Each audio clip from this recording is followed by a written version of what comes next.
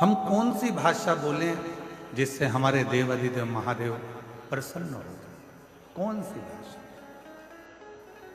तो कहा एक विश्वास की विधि है, एक भक्ति की विधि है और प्रेम की भाषा है। ये दो चीजें अगर हमारे पास में है तो हमारा देव अधिदेव महादेव प्रसन्न भी होता है और वर भी देता है। कितना सुंदर एक प्रसंग शिव महापुराण में आता है। भारत में एक मनोहरा नाम का एक शिव भक्त रहता था और ये उत्तर भारत में ही प्रयागराज की भूमि पर कथा चल रही है। मनोहरा नाम का एक शिव भक्त है।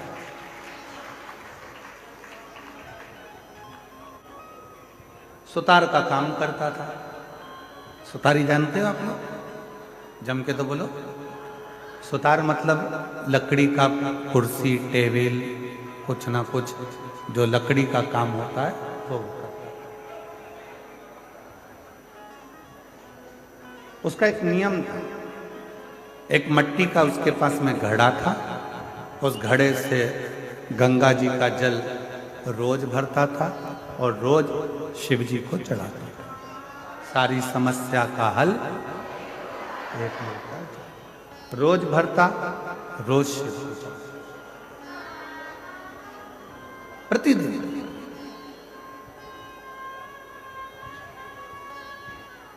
मनोहरा सुतार से उसके जितने भी दोस्त थे, जितने मित्र थे, जितने परिवार वाले थे, जितने कुटुंबी थे और जितने आसपास में रहने वाले लोग थे, वो सब ईर्ष्या करते थे। सब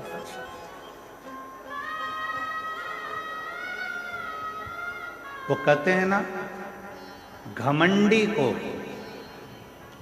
ईश्वर नजर नहीं आता।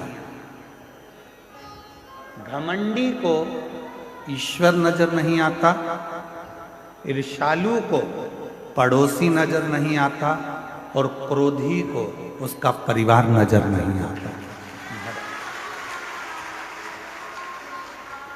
कोई घमंडी है, उसके अंदर घमंड भरा हुआ है, उसके अंदर घमंड भरा पड़ा है, तो उसको ईश्वर नजर नहीं आएगा। वो घमंड उसके अंदर यदि भरा पड़ा हुआ है तो उसको ईश्वर दिखेगा ही नहीं। ऐसे कई लोग हैं जिनको रोज समझाना पड़ता है कि राम है, कृष्ण है, शिव है, पर कई घमंडी ऐसे पड़े हुए हैं, अपनी घमंड में इतना ज्यादा वो फूले हुए हैं कि वो राम और कृष्ण शिव को मानने को तैयार ही नहीं।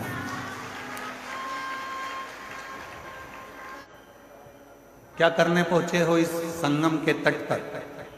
संगम के तट पर अक्षयवट के नजदीक में नागवासुकी का मंदिर है।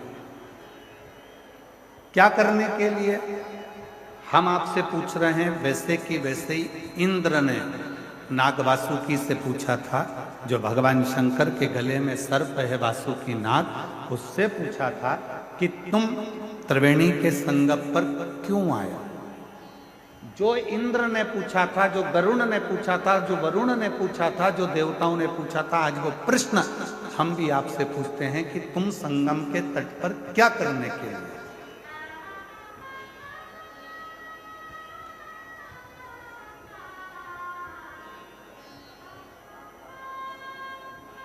हजारों वर्ष पुरानी कथा आज फिर सतुआ बाबा के शिविर में वही प्रश्न लेकर खड़ी हो गई, जो देवताओं ने भगवान शंकर के गले में पड़े हुए नाग वासुकी से पूछा था। वो प्रश्न आज फिर सामने आकर खड़ा हो। देवताओं ने नाग वासुकी से पूछा कि तू त्रिवेणी के संगम पर क्या करने आया?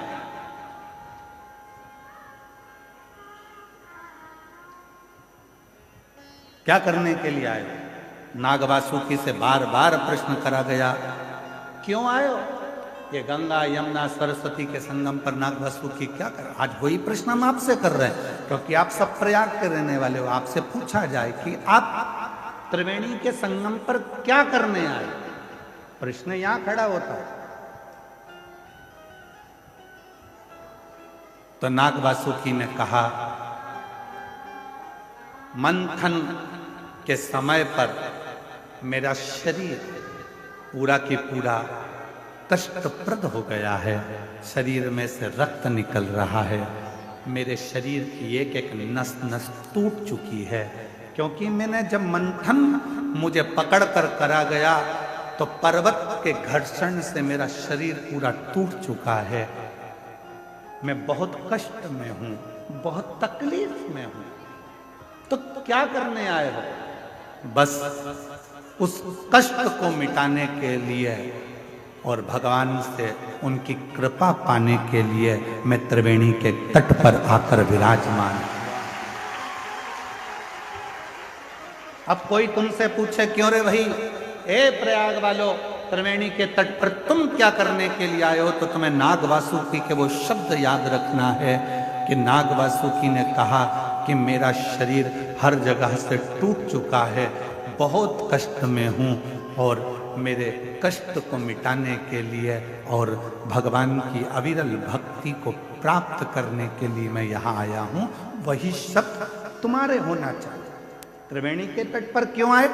जब हम राम नाम जपेंगे, कृष्ण नाम जपेंगे, शिव नाम जपेंगे, भगवान की भक्ति करेंगे, भजन करेंगे, मंत्र जाप करेंगे, नाम जाप करेंगे, इस प्रयागराज की भूमि पर त्रिवेणी के संगम पर बैठकर हम कल्पवास करेंगे, भगवान की अविरल भक्ति प्राप्त करेंगे, तो हमारे जितने दुख हैं वो तो कटेंगे ही, साथ में भगवान शंकर की और राम की, कृष्ण की अविरल भक्ति भी हमको प्राप्त हो। कोई तुमसे कहे कि शंकर भगवान केवल मंदिर में मिलेंगे, या शिव जी केवल कथा में मिलेंगे, या शिव जी केवल घाट पर मिलेंगे, या शंकर भगवान केवल अमरनाथ केदारनाथ में मिलेंगे, तो नहीं, ऐसी कोई बात नहीं है। तुम्हारे घर में रहो, घर में रहकर रोज श्री शिवाय नमस्तुभ्यम का जब जप करना प्रारंभ करोगे तो तुम्हें मंदिर क्या, मेरा भोलेनाथ तुम्हारे घर में आकर तुम्हें दर्शन देना प्रारंभ। हमारे शैलेंद्र जी एक लाइन गुनगुनाते हैं कि मन को बना ले मन में शिवालय, संग चलेगा वो तेरे डमरू।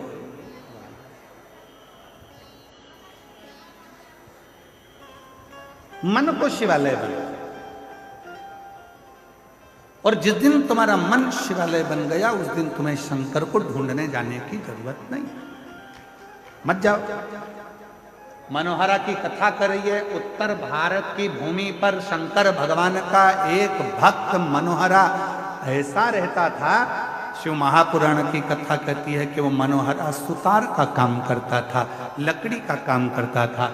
उसके पास में एक मट्टी का केवल कलश था, लोटा था, पात्र था, जिससे वो शंकर को रोज गंगा का जल समर्पित करता था प्रतिदिन। मनोहरा की जो धर्म पत्नी थी वो थोड़ी सी क्रोधी थी, बहुत तेज, बहुत तेज। वो कुछ तो भगवान की भी कृपा होती है, जो भगवान के भक्त होते हैं उनकी धर्म पत्नियां थोड़ी तेज होती है। पत्नी अगर भक्त है तो उसका पति तेज होगा, और पति अगर भक्त है तो उसकी पत्नी तेज होगी। पर सतुआ बाबा जी, हम पर भोलेनाथ की कृपा है, हमारी अच्छी है। अगर वो थोड़ी गड़बड़ होती तो हम तुम्हारे आश्रम में नहीं आ पाते। पक्का है। तो ऐसा होता है। और कोई कोई परिवार ऐसा होता है जितने मेरे कल्पवास कर रहे हैं इस माघ के मेले में, जितने मेरे कल्पवासी हैं उनकी धर्म पत्नी भी अच्छी है, पति भी अच्छा है, दोनों मिलकर साथ में कल्पवास कर रहे हैं, भगवत भजन। कई बहुत बाबा की कृपा से, कहीं शिव जी की बड़ी करुणा है, जो ऐसे पति पत्नी हैं कि दोनों हर साल कल्पवास करने के लिए 1 महीना दोनों रहकर अपने झोपड़े में, अपने टेंट में, पंडाल में भगवत भजन कर कर भगवान की अविरल भक्ति को प्राप्त कर। अविरल। वो मनोहरा की पत्नी बहुत थी, बहुत थी। उठाया उसने अब की बार पानी का जो घड़ा था, जिस घड़े में वो गंगा जल लेकर शिव जी के मंदिर जाता था, शंकर जी को जल चढ़ाता था, उस घड़े को मनोहरा की पत्नी ने आज तोड़ दिया। मनोहरा रोता हुआ शिव के मंदिर पहुंचा। शंकर भगवान के मंदिर में पहुंचकर हाथ जोड़कर कहने लगा कि आज मेरे पास में ना लोटा है, कलश है और ना गंगा का जल है, कुछ भी। और इतनी मेरी सामर्थ्यता नहीं है कि मेरे पास में अलग से मैं कलश को खरीद सकूं या फिर बर्तन ले सकूं जिस बर्तन में मैं गंगा का जल तुम्हारे लिए ला सकूं। रो रहा, आंखों से नीर बह रहा, अश्रु बह रहा।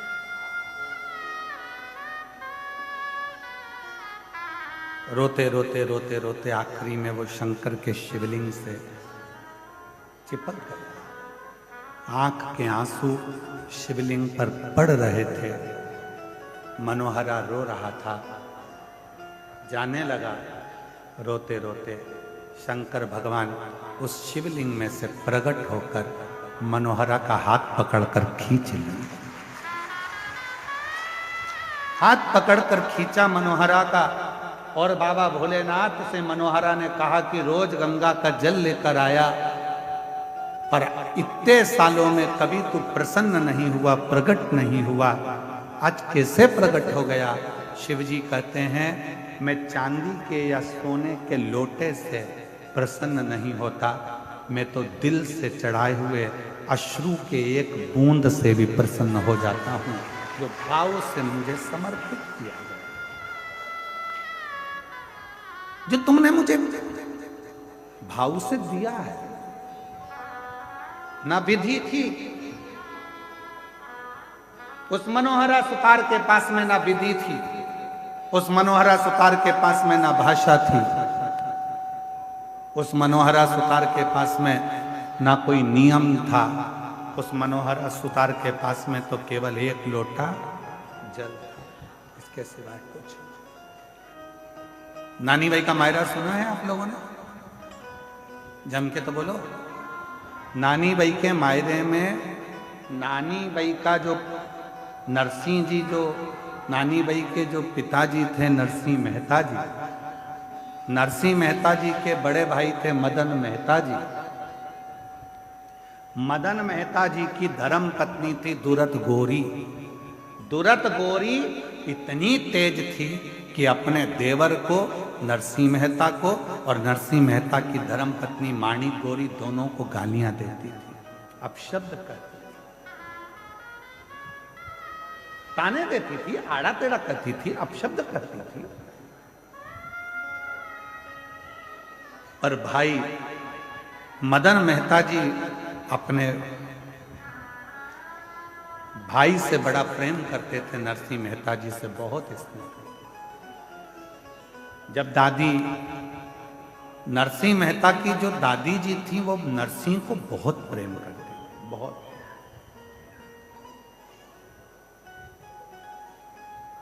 तो माणिक गोरी दादी को स्नेह करती थी, प्रणाम करती थी, पर दुरत गोरी कभी दादी को प्रणाम नहीं करती। प्राण छूट गए दादी के, मर गई। नरसिंह मेहता की पत्नी भी खूब रोई और नरसिंह मेहता की भाभी भी बहुत रोई। पर नरसिंह मेहता की पत्नी जी को समझ में नहीं आया कि मेरी जेठानी दिन रात गाली देती थी दादी सास को, और दादी सास मरने के बाद ये गले चिपक चिपक कर रो रही है, सिर पे इतना लंबा लंबा पल्लू डाल के रो रही है। सास जिंदा थी तो पल्लू रखा यहाँ, और सास मर गई तो पल्लू रखा बिल्कुल छाती तक, और चिपक चिपक कर रो रही है। और थोड़ी देर तक रोई चिपक कर, उसके बाद देवरानी से बोली मैं पानी पी के आई, अब तू रो ले। जब देवरानी रोने के लिए बैठी माणिक गोरी, तब उसको समझ में आया कि मेरी जेठानी चिपक कर इसलिए रो रही थी कि सास के कान में सोने की मुर्की थी जो कान में डली थी, उसको दांत से कटक रही थी, निकाल। जब वो मुर्गी निकल गई, रोते रोते लेकर गई और पानी के मटके में उसको डाल दिया और आकर बोली कि अब दादी जी को लेकर चले जाओ, कब तक रखोगे? रोते रोते उनको लेकर गए। दादी जी के जाने के बाद 13 दिन नहीं हुए पूरे, और नरसिंह मेहता की भाभी ने नरसिंह मेहता को घर से निकालने का प्लानिंग कर लिया। जब प्लान बनाया उसको निकालने का, तब बड़े भाई को लगा कि मेरा बेटा, मेरा भाई आखिर जाएगा कहाँ, कहाँ जाएगा? तो फिर बड़े भाई ने विचार करा कि दुनिया में एक ऐसा है, वो देव अधिदेव महादेव, जो ठोकर खाए हुए व्यक्ति का साथ निभा देता है, और वो केवल एक देव अधिदेव महादेव है जिसके चरणों में मुझे मेरे भाई को भेज देना चाहिए। यदि मेरा भाई शिव जी के मंदिर तक चले गया तो निश्चित है जो मेरा भाई चाहता है उसको वो सब कुछ मिल जाएगा। जरा स्मरण करिएगा, नरसिंह मेहता का मायरा कब बचा, कब स्मरण हुआ? हजारों सालों का स्मरण कर कर देखिए कि वो नरसिंह मेहता के लिए बड़े भाई ने विचार कर लिया था, यदि ये शंकर के मंदिर तक पहुंच गया तो इसको शिव जी संभाल लेंगे। और हम भी तो वही शिव पुराण में कहते हैं, आप यदि शंकर के मंदिर में पहुंच गए, एक लोटा जल चढ़ाना प्रारंभ कर दिया तो शिव जी तुम्हें संभाल, शंकर जी तुम्हें संभाल, कोई दूसरा नहीं संभाल सकता, संभालेगा वही। आप शिव जी के दरवाजे तक पहुंचो, शंकर जी की चौखट तक पहुंचो, शंकर जी के मंदिर में एक लोटा जल चढ़ाने के लिए पहुंचो, शिव तुम्हारे दुखों को काटना प्रारंभ कर दे। नरसिंह मेहता जी शिव जी के मंदिर में पहुंच गए। रोते रोते पूरी रात नरसिंह मेहता जी ने निकाल दी। शंकर भगवान ने हाथ पकड़ा नरसिंह मेहता जी का और उनसे पूछा, तुझे क्या चाहिए? मैं जिस सांवरिया का भजन करता हूं, सांवरिया का दर्शन करा दो। भारत की भूमि क्या, पूरे विश्व की धरा पर केवल एक नरसिंह मेहता ऐसे संत थे जो जीते जी गौलोक धाम जाकर भगवान कृष्ण और राधा जी का दर्शन करे थे। गौलोक धाम में जहां पर भगवान की रास लीला का दर्शन हो रहा था, नरसिंह जी को ले जाकर वहां खड़ा कर दिया। नरसिंह जी को ले जाकर खड़ा करा, रास चल रहा था। सांवरिया सेठ, भगवान कृष्ण का ध्यान गया नरसिंह जी की ओर। सांवरिया जी दौड़ कर गए नरसिंह जी के पास में। हमारे यहाँ तो लोग मर जाते हैं तब आते हैं, तू तो जीते जी आ गया रे, तुझे लेकर कौन आया?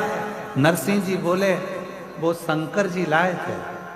इतने में सांवरिया सेठ ने बोला, अगर शंकर जी लेकर आए हैं फिर तो तू कहीं पर भी पहुंच सकता है, तेरा दुखड़ा कोई पर भी जाकर कहे, बाबा पूर्ण तरह से तेरे दुखड़े को मिटा सकता। किसी की सामर्थ्यता नहीं है, वो मिटाएगा, दुख काटेगा तो वो शिव काटेगा, कोई दुख नहीं काट सकता। ब्रह्मा ब्रह्मलोक में है, भगवान विष्णु वैकुंठ लोक में।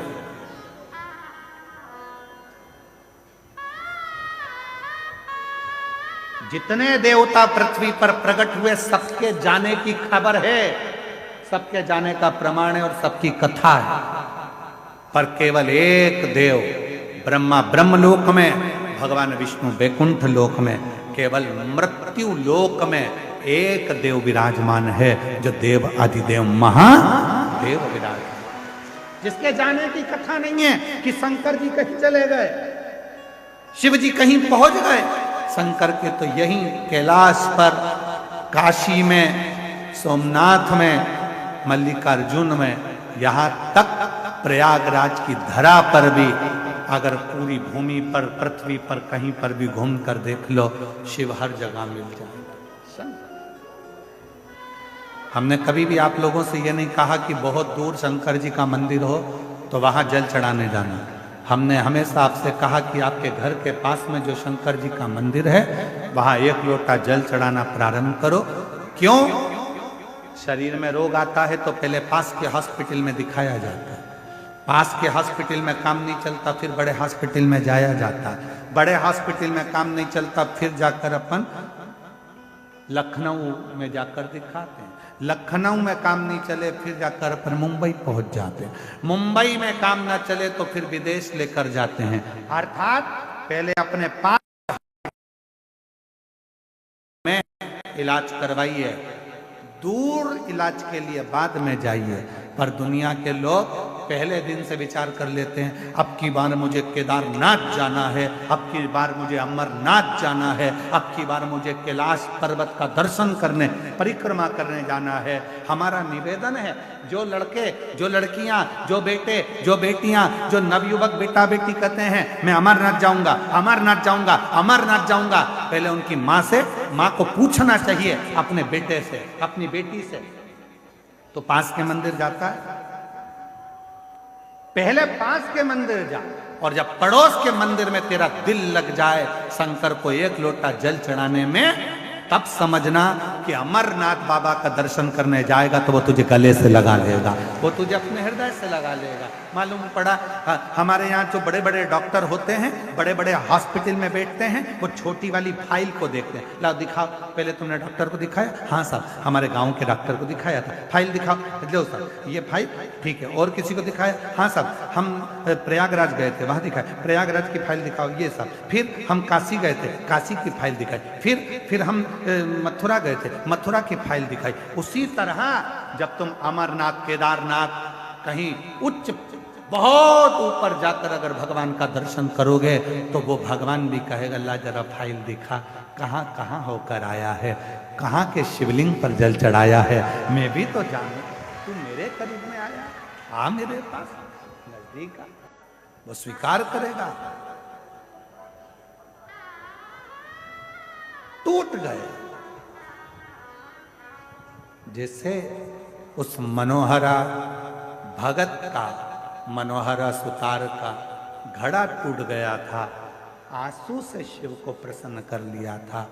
शिव पुराण कहती है, भगवान शंकर की कथा कहती है, शिव तत्व कहता है, शंकर की कथा कहती है। भगवान को दिल से विश्वास से भक्ति से रिझाने का प्रयास करोगे तो शिव रीझ जाएगा, भगवान शंकर रीझ। कुछ नहीं है हमारे पास, क्या है तुम्हारा? शरीर भी तो तुम्हारा खुद का नहीं है, माता पिता ने दिया। धन कहते हो तुम्हारा है तो वो भी तुम्हारा को किसी ना किसी ने दिया है, कुछ भी तुम्हारा नहीं है, केवल एक ये आत्मा जो परमात्मा ने खुद ने दी है। इसलिए शिव जी कहते हैं कि मुझे ये वस्तुओं से रिझाने का प्रयास मत करना, मुझे अगर रिझाना तो तेरे मन से।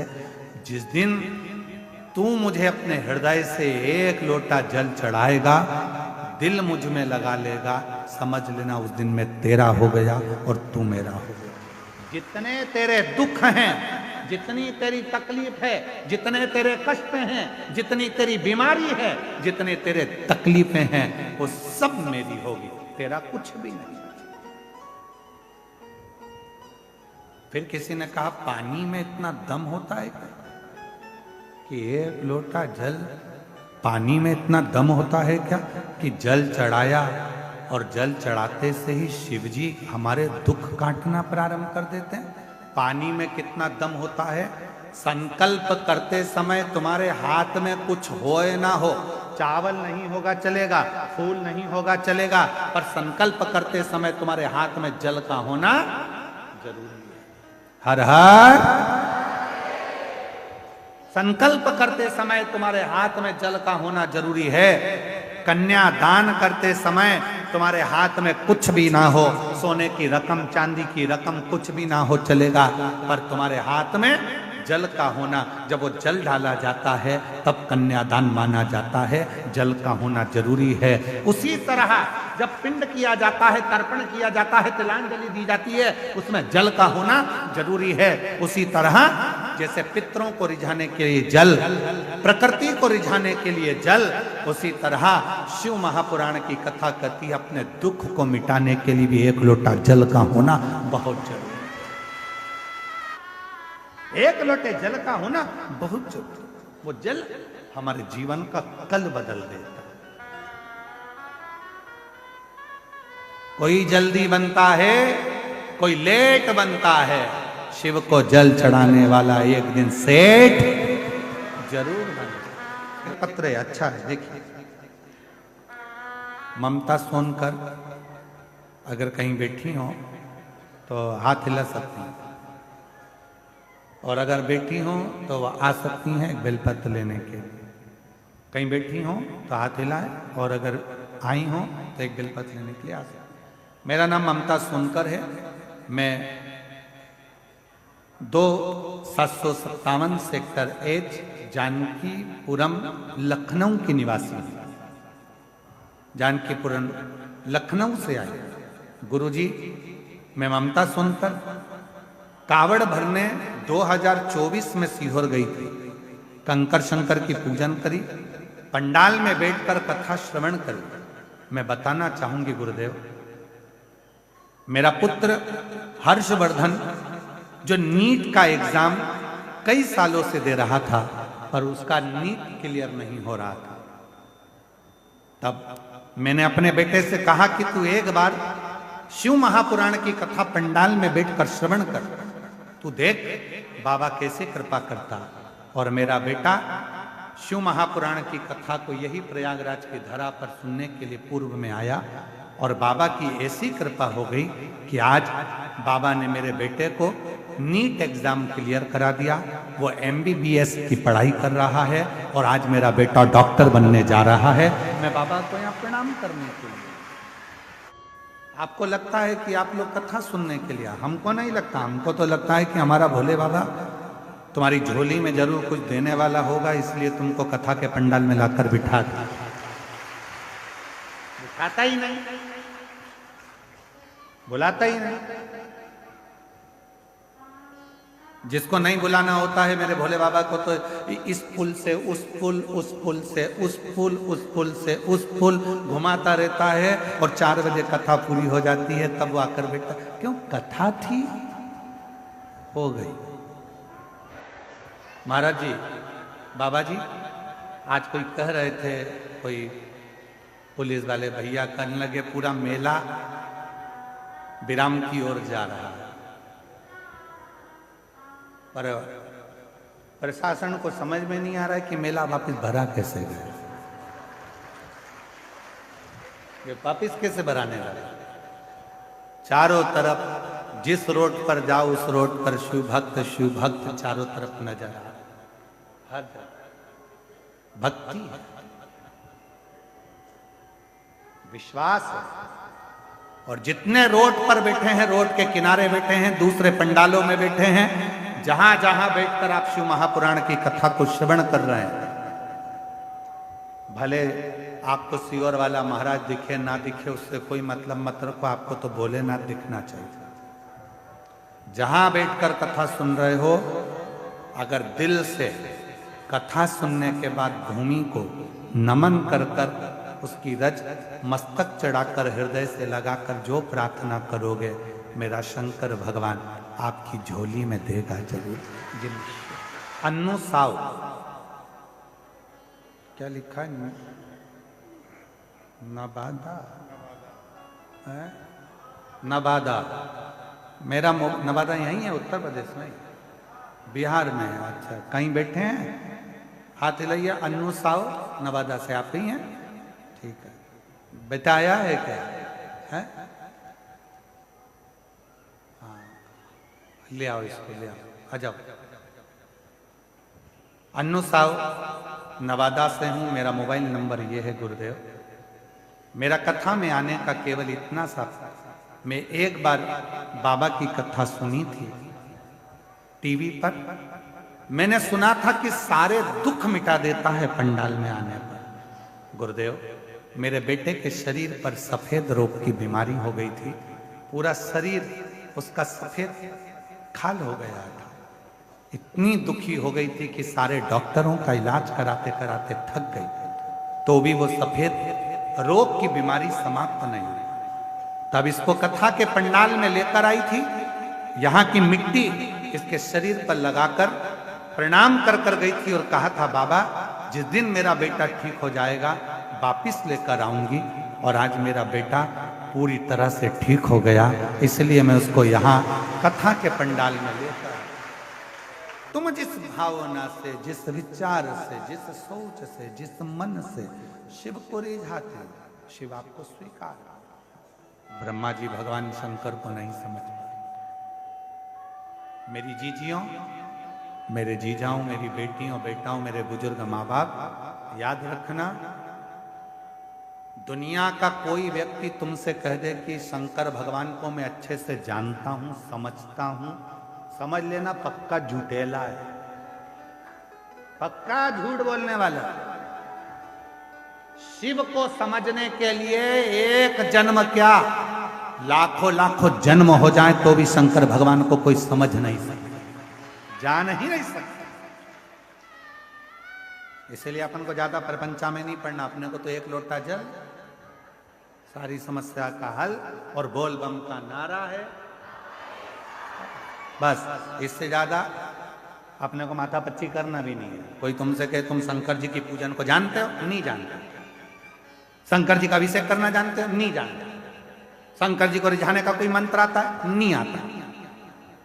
शंकर जी को क्या पसंद है, मालूम नहीं। तो फिर शंकर जी के मंदिर क्यों जाते हो, मिलने। किससे, शंकर जी से। तो शंकर जी तुझे देखते हैं क्या, वो देखे चाहे नहीं देखे, मैं तो देखता हूं बहुत।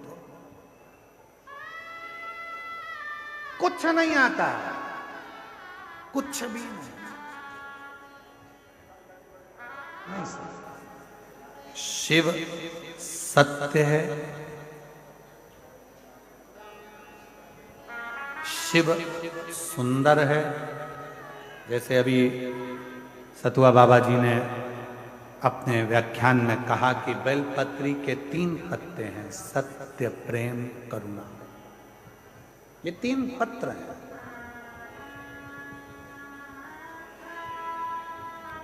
और कोई कोई बेलपत्री 5 पत्ते की होती है तो उसमें 2 पत्ते और जुड़ जाते हैं, समर्पण और विश्वास। उसमें 5 पत्ते की बेलपत्र में 2 पत्र और जुड़ते हैं, समर्पण और विश्वास।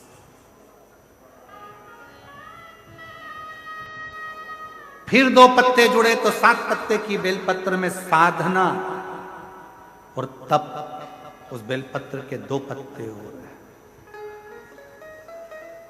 ऐसे बेलपत्र के जब पत्र बढ़ते हैं तो शिव भी सोचते हैं कि ये साधारण पत्र नहीं है, ये तप, साधना, विश्वास, सत्य, ये सब जब सम्मिलित होता है तब कोई शिव की भक्ति को प्राप्त कर पाता। शिव की भक्ति। कल एक माता जी ने पत्र भेजा था, उस पत्र को हमने पढ़ा, शायद वो कक्ष में ही होगा। उस पत्र में उन्होंने लिखा था कि गुरुजी, आप प्रयागराज के मेले में आते हो और प्रयागराज के मेले में आते हो तो सब बाबा मिलते हैं, तुम क्यों नहीं मिलते? तो हम हाथ जोड़कर निवेदन करते हैं कि हमसे ज्यादा आप उस देव अधिदेव महादेव से मिलने का संकल्प लें। हमारा एक लक्ष्य है कि आप शंकर जी से कैसे भी जुड़ जाओ, क्योंकि सियोर वाला महाराज तुम्हारा दुख कभी नहीं काट सकता।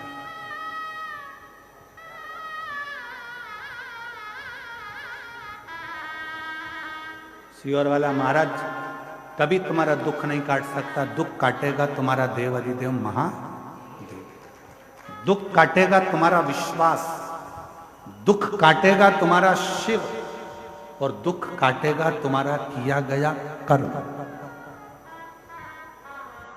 कोई सियोर वाला बाबा तुम्हारा दुख नहीं काट सकता। तो हमसे मिलने से ज्यादा तुम्हारे अंदर उस परमात्मा से मिलने की ललकता होना चाहिए, उस परमात्मा से। और आज प्रयागराज की भूमि पर एक बात कहना चाहेंगे सभी शिव भक्तों को जो देश विदेश में कथा को सुन रहे हैं आस्था चैनल के माध्यम से, सोशल मीडिया के माध्यम से, माघ मेले की यह पवित्र धरा से 5 दिवसीय शिव महापुराण को जो सुन रहे हैं उनसे एक निवेदन करना चाहेंगे। कभी कभी यदि हाथ में पानी का लोटा भी ना हो, एक लोटा जल भी ना हो, तब अपने हाथ की अंजलि को फैलाकर हृदय का जल भरकर भक्ति से अगर हाथ को भी ऐसा कर दोगे तो भी वो जल को स्वीकार कर लेगा।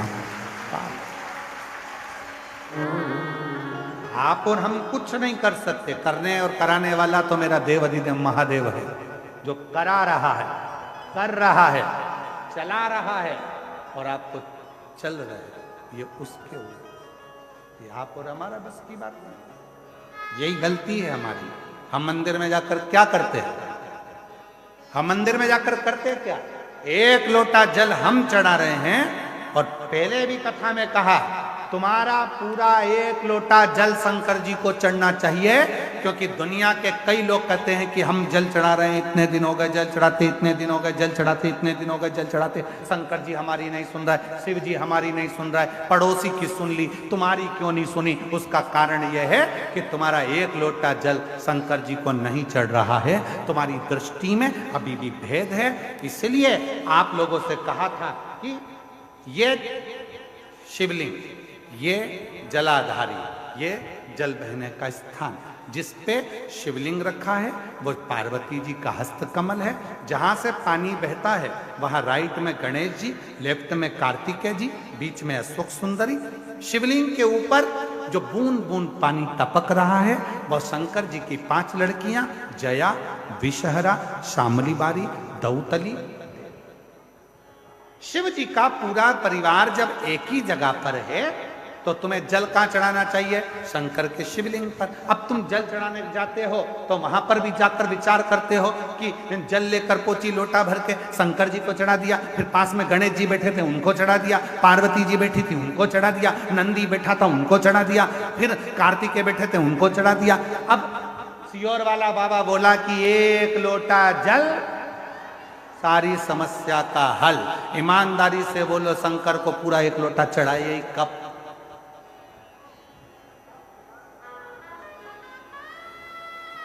वो एक लोटा जल लेकर गई थी, उसी में शंकर जी को चढ़ा दिया, उसी में गणेश जी को चढ़ा दिया, उसी में पार्वती जी को चढ़ा दिया, उसी में कार्तिकेय जी को चढ़ा दिया। वो एक लोटे जल का तुमने विभाजन कर दिया। इसलिए शंकर जी भी कह रहे हैं कि तेरी दृष्टि में अभी भी सब देवता अलग अलग हैं।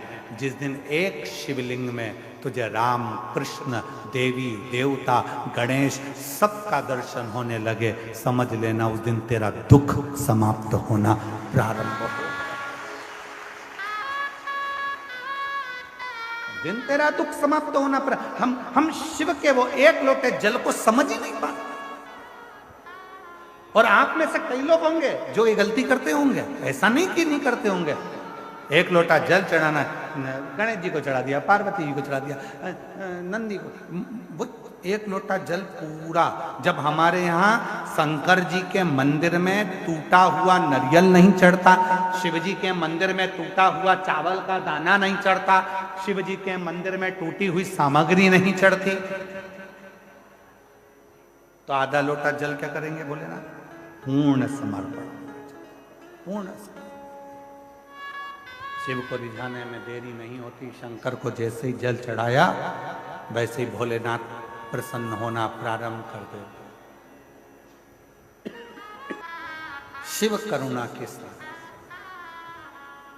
इसलिए शिव महापुराण की कथा में भगवान शंकर की पवित्र चरित्र में वर्णन है। शिव को रिझाने का तरीका बिल्कुल सहज है। पूजन करने की विधि प्रिय है कि शिव जी को भाव प्रिय है। जम के बोलो जरा, सबकी आवाज आना चाहिए। भाव प्रिय विधि। शिव को कोई बहुत ज्यादा विद्वान हो तो वो विधि से पूजन करे, पर शंकर विधि से ज्यादा भाव से प्रसन्न, भाव से।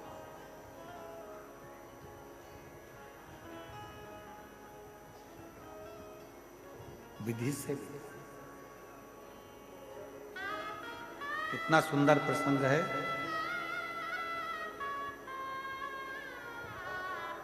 जलंधर की पत्नी वृंदा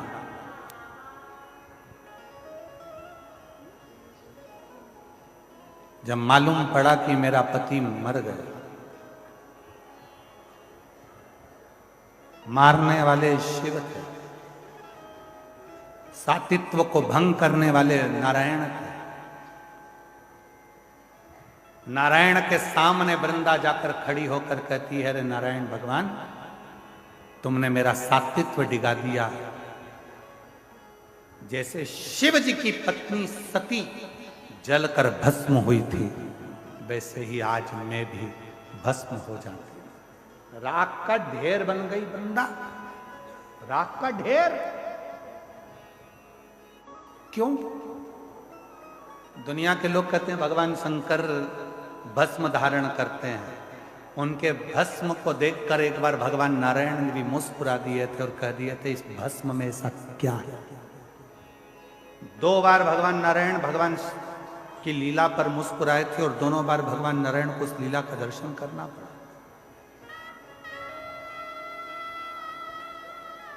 शिव के तन पर चढ़ी हुई भस्म, माता सती के शरीर की चढ़ी हुई भस्म देखकर भगवान नारायण सुदर्शन चलाने से पहले हंस दिए।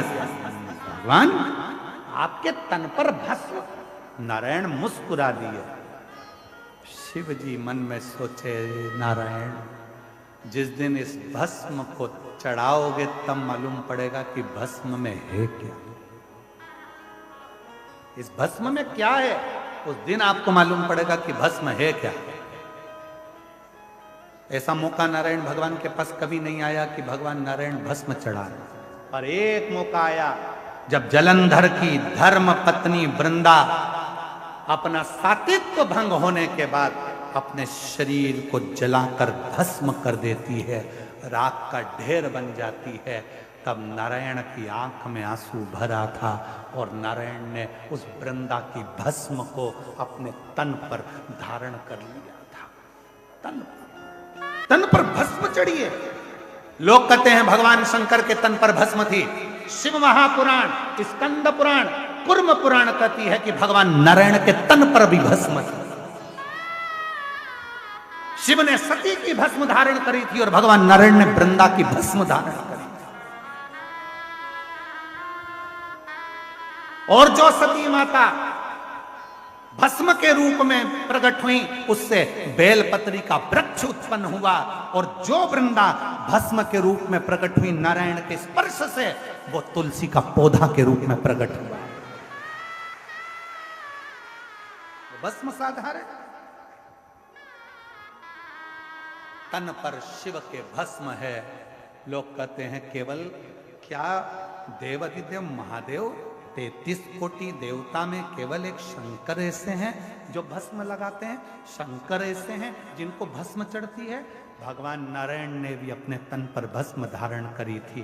बस अंतर इतना है, शिव सती की भस्म लगाए थे और नारायण वृंदा की भस्म लगाए थे। वृंदा की, और जब वृंदा की भस्म तन पर चढ़ी, वृंदा की भस्म जब तन पर चढ़ी हुई थी, नारायण आंखों से अश्रु बहा रहे थे, नैनों से नीर बह रहा था, आंसू बह रहे थे। तब किसी ने सूचना करी भोलेनाथ के पास में, नाथ, विश्वनाथ, नाथ, सोमनाथ, नाथ, केदारनाथ, नाथ, अमरनाथ, नाथ, नाथ, नाथ कहते हुए जब शिव को पुकारा, शंकर भगवान के नेत्र खुले। क्या हुआ? अभी तो मैंने जलंधर को समाप्त किया और जलंधर को समाप्त कर कर मैं साधना में लीन हुआ और तुम मुझे पुकार रहे हो। क्या हुआ? नाथ, नाथ, वृंदा जलकर भस्म हुआ। भस्म? हाँ। शिव कहते हैं वो भस्म कहां है? कहा वो तो नारायण ने धारण कर ली। नारायण? भगवान कहते हैं उस स्वरूप का दर्शन मुझे करना है। स्वरूप का दर्शन मुझे करना है जिस स्वरूप में नारायण ने अपने तन पर भस्म चढ़ाई। दौड़े भगवान देव अधिदेव महादेव ने जाकर जैसे ही नारायण के शरीर पर वृंदा की भस्म दिख रही थी, शिव मुस्कुराकर कहते हैं नारायण आपकी आंख में अश्रु है, ये वृंदा की भस्म मेरे तन पर है। शिव कहते हैं केवल संसार के मनुष्य के लिए यह बात नहीं, जैसी करनी वैसी भरनी हमारे लिए भी निश्चित है। एक दिन मैंने भस्म धारण करी थी, आपके चेहरे पर मुस्कुराहट थी, आज आपने भस्म धारण करी है। नाक मेरे तन से लगी हुई भस्म सती की बेल वृक्ष बन जाती है और तुम्हारे तन से लगी हुई भस्म नारायण और वृंदा की तुलसी का पौधा बन जाती है। ये जगत की पूजा, जगत कितना सुंदर कहा है। किसी व्यक्ति के शरीर में जब लीवर किडनी से जुड़ा हुआ जब रोग हो जाता है, किडनी काम करना बंद कर देती है, डायलिसिस चालू हो जाता है, लीवर काम करना बंद कर देता है, तब अलोनी गोबरी की भस्म, अलोनी गोबरी जानते हो, पहले भी कथा में बताया, गाय ने गोबर करा, देसी गाय ने जैसी गोबर करा, सूख गया, उसका कंडा हो गया, सूखने के बाद उस गोबरी को जलाया, जलाकर जो भस्म बनी कपड़े से छाना, छानने के बाद वो भस्म जब हाथ में लेकर भगवान नारायण का हरिहर का नाम लेकर, ये कथा हम पहले बात चुके हैं हरिहर कथा में, हरिहर भगवान का नाम लेकर जब शिव जी के शिवलिंग पर वो भस्म का त्रिपुंड लगता है और उस भस्म को लाकर सुबह सुबह मुख में रखा जाता है तो उससे लीवर और किडनी जैसे रोग भी समाप्त होने लगते हैं, उसमें एक अमृत तत्व उत्पन्न हो। उसका प्रमाण शिव महापुराण में एक पत्र आया, देखिए। गुरुजी मेरा नाम सरिता तोमर है, मेरे पति का नाम महावीर सिंह तोमर है, मैं उत्तराखंड के जसपुर की रहने वाली हूँ। कहीं बैठी हो हाथ हिला सकती हूँ, कहीं बैठी हो तो हाथ हिला सकती हूँ, और अगर बैठी हो तो आ सकती हैं एक बेलपत्र लेने के लिए। तुम सब काहे खड़े हो गए? बैठ जाओ, बैठ जाओ, बैठ जाओ। 7 साल से मेरा लीवर खराब है, डॉक्टर इसको बदलने का कह रहे हैं, पर इलाज कराते कराते मुझे 7 साल हो गए। तब किसी एक बहन जी ने हॉस्पिटल में मुझसे कहा कि वो सीहोर वाला बाबा कथा कहता है, उसका कोई एक उपाय जरूर करो। मैंने पशुपतिनाथ का व्रत किया, व्रत करने के बाद मैं सीहोर गई, वहां पर मैंने गुरु पूर्णिमा की कथा भी सुनी, और कथा सुनने के बाद आपने भस्म का प्रयोग करना बताया। जिस भस्म के प्रयोग को मैंने करा और आज बाबा की कृपा से मेरा लीवर काम करना प्रारंभ कर दिया और बाबा की कृपा से मैं स्वस्थ। कहीं बैठी हो तो आ सकती। एक पत्र और है, मेरा नाम प्रत्युषा ओझा है, मेरी आयु 16 वर्ष है, मेरे पिता का नाम रविंद्र ओझा है, मेरी माता का नाम रितु ओझा है। कहीं बैठी हो तो हाथ हिला सकती हैं। आप ही हैं, आ जाइए। रितु ओझा। मैं नाका बाईपास अयोध्या की रहने वाली हूँ, नाका बाईपास अयोध्या की रहने वाली हूँ। आप अयोध्या से आई हैं, मैं आपके चरणों को प्रणाम करता हूँ। मेरे रामलला की भूमि से आप पहुँचे। अयोध्या की रहने वाली हूँ। मेरा मोबाइल नंबर यह है। एक लोटे जल का मैं क्या वर्णन करूं। मैं मार्च 2023 में अपनी नानी के घर गई थी, वहीं मेरी बहू बहुत तेज तबीयत खराब हो गई और कुछ भी खाते पचता नहीं। फिर हम डॉक्टर के पास गए, डॉक्टर से अल्ट्रासाउंड कराया, अल्ट्रासाउंड कराने रिपोर्ट में निकला मेरे दोनों तरफ 7 में गांठ है, मेरे दोनों तरफ आंत में गांठ है। एक 12 ml की, एक 10 ml की, एक 9 ml की। जैसे गठाने हैं। 6 महीने तक दवा खाई, आराम न लगा। फिर वापस 6 महीने दवा खाई, 1 साल तक दवा खाते खाते निकाल दिया, पर कोई आराम नहीं लगा। फिर ऑपरेशन के लिए डॉक्टर ने कह दिया। ऑपरेशन की तारीख निकलवाई, ऑपरेशन सफल हो ये बाबा से विनती करी, पर ऑपरेशन की तारीख निकालने से पहले ही एक कोई ऑटो वाले भैया ने कहा कि बाबा कथा कहता है, पंडाल में जाकर यदि कथा सुने और वहां की मिट्टी को नमन करें, शिव को 1 लोटा जल चढ़ाए, चढ़ा हुआ जल नंदी के पास बैठकर पिए, कुंदकेश्वर बाबा का नाम लेकर बेलपत्र खाएं, वैसा ही मैंने करना प्रारंभ करा। मेरी गांठें धीरे धीरे गलना प्रारंभ हुई और बाबा की कृपा से जब मैं ऑपरेशन के लिए गई तो अल्ट्रासाउंड कराया गया, जिसमें मालूम पड़ा कि मेरी पूरी गठानें गल चुकी हैं। मैं बाबा को यहाँ प्रणाम करने के लिए आया, शिव को नमन करने के लिए। शिव भक्ति में एक विश्वास की बहुत जरूरत, शिव के भरोसे की। 33 कोटि देवता में केवल एक देव अधिदेव महादेव ऐसे हैं जो प्रकृति के देव माने। प्रकृति के देवता के रूप में पूजा जाता है। जल तत्व हो, वायु तत्व हो, जितने भी स्वरूप हैं शिव के, वो प्रकृति के रूप में पूजे। इसलिए एक नियम बनाए, हम लोगों ने एक विचार करा है विठले सेवा समिति कुबेरेश्वर धाम सीहोर ने, कि आने वाली जो महाशिवरात्रि है 15 फरवरी को, उस दिन उस शिवरात्रि को ग्रीन शिवरात्रि के रूप में मनाएं। एक एक वृक्ष, जितने भी श्रोता भाई बहन चाहे टीवी पर सुन रहे हों, पंडाल में सुन रहे हों, शिवरात्रि के दिन 15 फरवरी के दिन एक वृक्ष अवश्य लगाएं और ग्रीन शिवरात्रि का हिस्सा बने और अपने जीवन को धन्य अवश्य। शंकर जी को जल चढ़ाते हो, वैसे उस वृक्ष में भी थोड़ा थोड़ा जल दें, जिससे आने वाले समय में जब वृक्ष लगे, बेलपत्री का पौधा जब वृक्ष के रूप में लग जाएगा, आप और हमारा तो शरीर छूट जाएगा, आप और हमारा शरीर तो चला जाएगा, पर बेलपत्री का वृक्ष यदि संसार सागर में रहेगा तो उस वृक्ष की पत्तियां टूटकर जब देव अधिदेव महादेव पर चढ़ेगी तो कम से कम ये तो रहेगा कि हम चले गए, पर वो बेलपत्री के वृक्ष की पत्ती देव अधिदेव महादेव की सेवा में रोज लगे, प्रतिदिन लगे। शिव ने कितने वृक्षों का निर्माण किया? बट वृक्ष भगवान शंकर ने निर्मित किया ब्रह्मा जी के शीश से।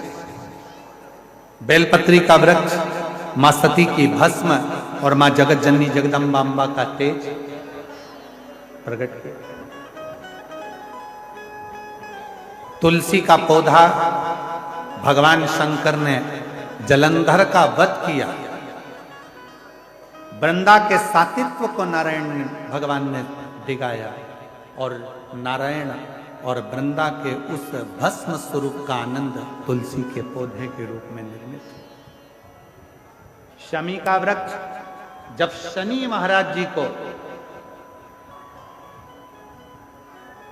माता ने ही श्रापित कर दिया, तब उन्होंने भगवान शंकर की आराधना काशी में करी, और काशी में जब शिव की आराधना करी तब भगवान शंकर ने शनि को शमी के रूप में एक आनंद सुख देने वाला प्रकट कर दिया।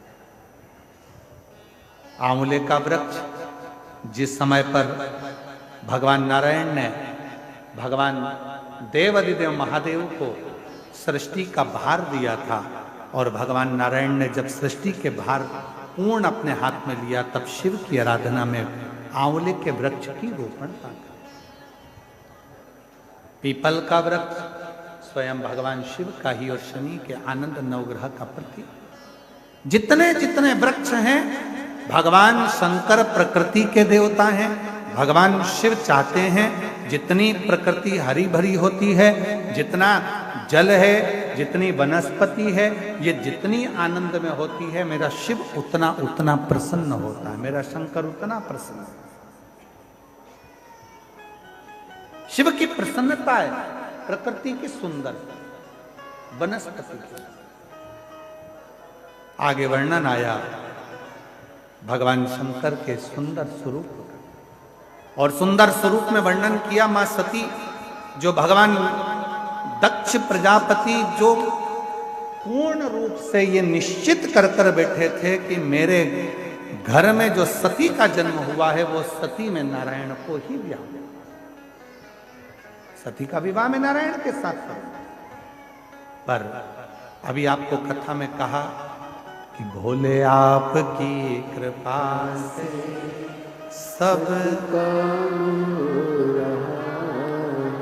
हम कुछ भी सोचे, पर जो शिव ने सोच कर रखा है, विचार कर कर, अभी आपको कथा में कहा था कि शिव महापुराण की कथा के पंडाल में आपको लगता है कि आप कथा सुनने के लिए आए हो, पर हमको नहीं लगता। हमको तो ये लगता है कि मेरे भोले बाबा आपकी गोदी में, आपकी झोली में कुछ देने वाले होंगे, इसलिए उन्होंने यहाँ पर बुलाया, वरना बुलाता ही नहीं। एक पत्र आया है बड़ा सुंदर,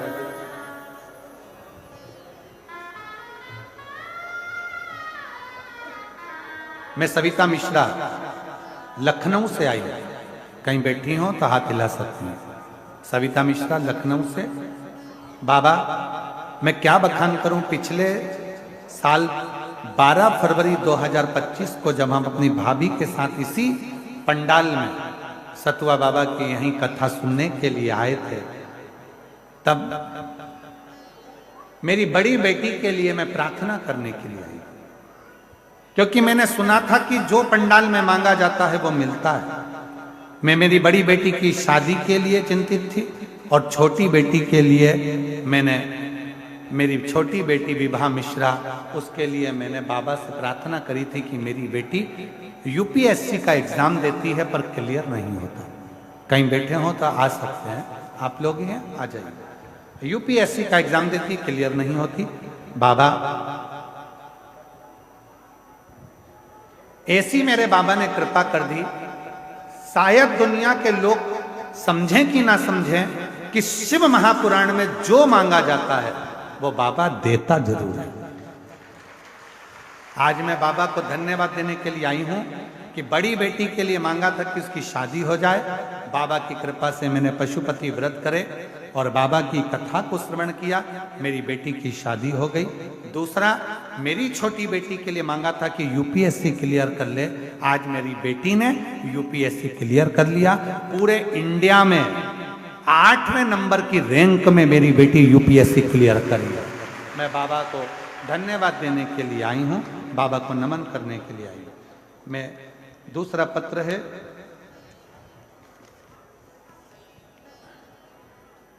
मैं बिंदु यादव, पति उमा शंकर यादव,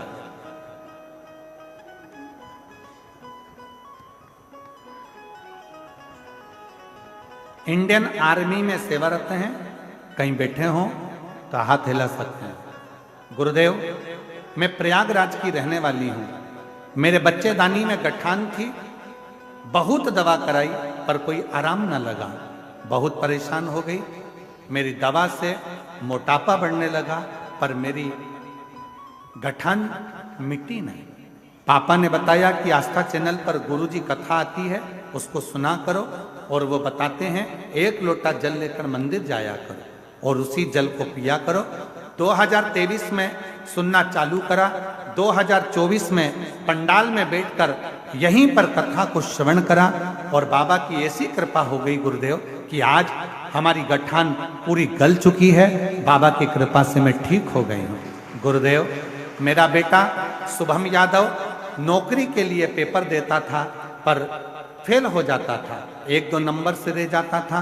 पंडाल में बैठकर कथा सुनी 2024 में, और गुरुजी आज 2025 में बाबा की कृपा से 19 जनवरी को मेरे बेटे का CRPF में ज्वाइनिंग हो गया। मैं बाबा को यहाँ धन्यवाद देने के लिए आई हूँ, बाबा को प्रणाम करने के लिए आई हूँ। कहीं बैठी हो तो आ सकती हैं। तीसरा पत्र है, मेरे पति का नाम महेंद्र सिंह है, मेरा नाम पुष्पा सिंह है, जिला मिर्जापुर, थाना विंध्याचल, 96 बबूरा गांव की रहने वाली हैं। कहीं बैठी हो तो आ सकती हैं। एक लोटे जल बेलपत्र का क्या वर्णन करूं। मेरी पोती पीहू जो 3 साल की थी, उस समय पर उसका स्वास्थ्य 14/10/2021 को खराब हो गया। खराब होने पर उसको डॉक्टर को दिखाया तो पता चला कि इसको ब्लड कैंसर हो गया है। मेरी 3 वर्ष की बच्ची थी उस समय पर, उसको ब्लड कैंसर 2021 में हो गया। गुरुदेव, सारे डॉक्टरों का इलाज करवाया, पीजीआई अस्पताल में लेकर गए तो भी डॉक्टरों ने जवाब दे दिया कि इसका कैंसर पूरे शरीर में फैल चुका है, ब्लड के माध्यम से इसका बचना मुश्किल है, केवल इसको ले जाओ और इसकी सेवा करो, जितने साल ये जी जाए इसकी सेवा में लग जाओ। गुरुदेव, हम घबरा गए, 3 साल की बच्ची का क्या करें। इलाज कराते कराते कराते कराते 2 साल निकाल दिए पर आराम नहीं लगा। ऐसा लग रहा था कि अब बच्ची हाथ से चली गई है। तब आपकी कथा किसी ने क्लिप भेजी थी मोबाइल पर, उसको सुना, सुनकर हिम्मत आई, बच्ची को लेकर मंदिर जाना चालू कर दिया, शिवजी को जल चढ़ाना प्रारंभ करा। बेटी के मन में इतना विश्वास पैदा कर दिया कि तू मरेगी नहीं, अब तो भोलेनाथ की तू बेटी हो गई, शिवजी संभालेंगे तुझको। और मेरी बेटी ने महामृत्युंजय मंत्र का जाप शंकर के मंदिर में करती, शिवजी को जल चढ़ाकर नंदी के पास बैठकर पीती, बेलपत्र चढ़ी हुई खाती। और हम डॉक्टर को दिखाने के लिए हम गए, तब डॉक्टर ने कहा तुम्हारी बेटी के शरीर से कैंसर समाप्त हो गया है, अब तुम्हारी बेटी पूर्ण ठीक हो चुकी है। हम बाबा को प्रणाम करने के लिए यहाँ पर आए हैं। कहीं बैठी हो तो आ सकते हैं, जिन जिन के पत्र पड़े हैं वो लोग आकर बेलपत्र ले सकते हैं। शिव शिव है, शंकर शंकर, ओघड़ दानी ओघड़ दानी। उस पर करा गया भरोसा, उस पर करा गया विश्वास, उस पर करी गई दृढ़ता, हमें सुख प्रदान कर।